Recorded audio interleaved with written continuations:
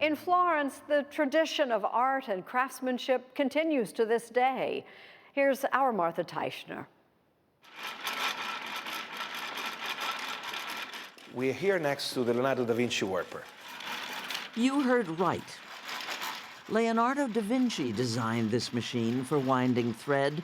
There's a copy of his sketch. He designed it in the end of the 1400, and then this was made in the 1600. This very machine, still in use 400 years later. Made directly from these machines, you have, these beautiful braids. Filippo Ricci is CEO of silkmaker Antico Settificio Fiorentino. We actually, now entering into the historical part, if I can say that. Okay. It's the 1700 looms. In 1786, the city's most prominent families handed over their personal looms so Florence could go into business producing the luxury fabrics its aristocrats wore. This is the Ermisino. It's a special kind of a Renaissance taffeta. It changes the color according to how the light hits the fabric. Wow. And this you have green and red combined. This goes back to the Renaissance. Yes. And it has a special sound. Yeah, I love the sound. A city of businessmen, bankers. Florence was always into conspicuous consumption. Just look at its art and the gold jewelry sold on the Ponte Vecchio. Originally, it was a place for selling fish and meat. Elaine Ruffalo is an American Renaissance art historian who lives in Florence. When the Medici became Grand Dukes of the city, they don't like the smell of all that fish and meat. And so they changed the function of the bridge to the place for the goldsmiths. And it has had gold shops on this bridge since 1565. As bankers and then powerful political figures, the Medici were famous patrons of the arts and of artisans. For Florentine artisans today, the past is the present.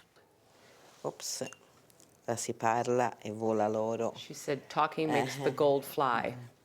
Restorer Stefania Martelli uses the same techniques, the same tools, the same gold as gilders working for the Medici.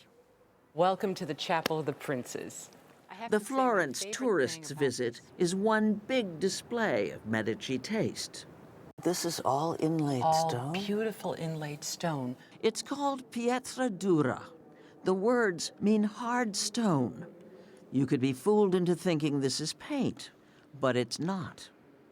Explain what we have here. It's a stone world.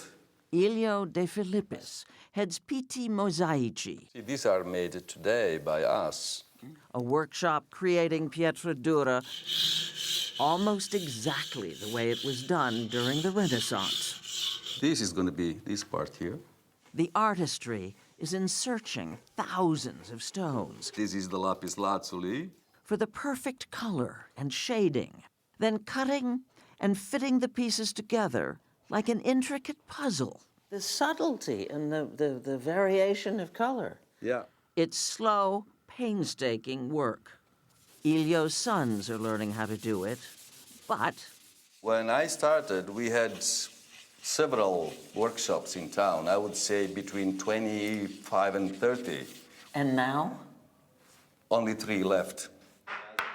The good news, there are still nearly 500 traditional artisan workshops in Florence. The bad news, that's 75 fewer than 10 years ago. It's a very, very old technique. Maria Giannini is the 6th generation in her family to make marbleized paper. Once used in bookbinding, now this is more of a beautiful novelty for tourists. But she hangs in there, making one sheet at a time, because for her, for so many of the artisans of Florence, it's about passion. It's very important. It's a satisfaction, and it's also to give people a piece of my art and my history as well. So it is important because I live something. That is amazing. Yes, it's magic.